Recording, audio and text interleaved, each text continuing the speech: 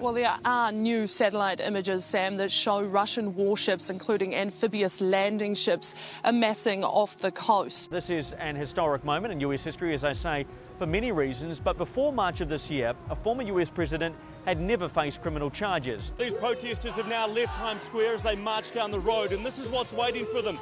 Dozens and dozens of NYPD officers making sure they can't go any further. The UN is in need of reform and we need it to work better, but we certainly need it.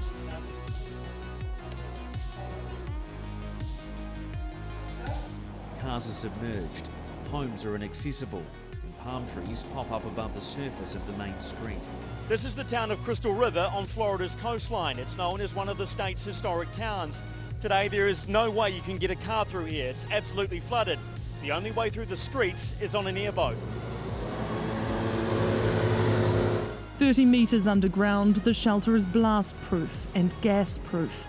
It can survive a nuclear attack.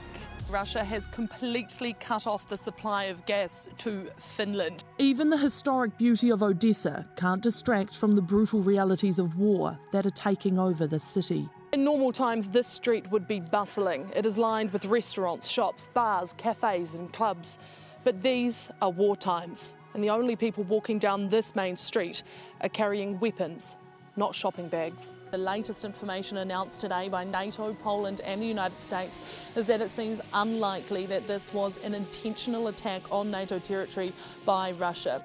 Locals say they were traumatised for 6 months. Then one day they woke up and all of the Russian soldiers were gone. So we are about 50 kilometres from the front line now. All around are the signs it was once here. The checkpoints are manned by soldiers who expect the worst from visitors. The worst was all they knew for 7 months. The way to a liberated town is lined with danger and destruction. Bridges everywhere are blown up, so you take makeshift ones instead. And you always stick to the road. The real Flying Kiwi's back.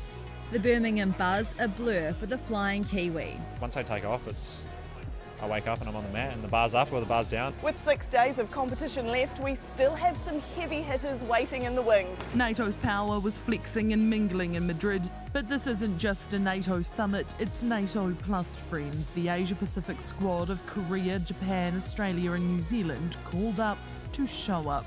But that's not to say we are signing up to the military alliance. What New Zealand has done is where there are conflicts, where there is a direct affront for us to our values.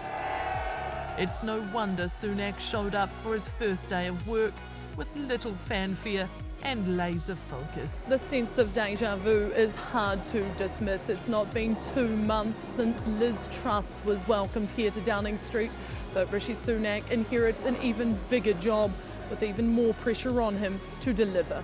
Every weekday morning, AM will bring you the latest developments from the UK. Plus, we'll have all the key events live on 3. Join us as history unfolds.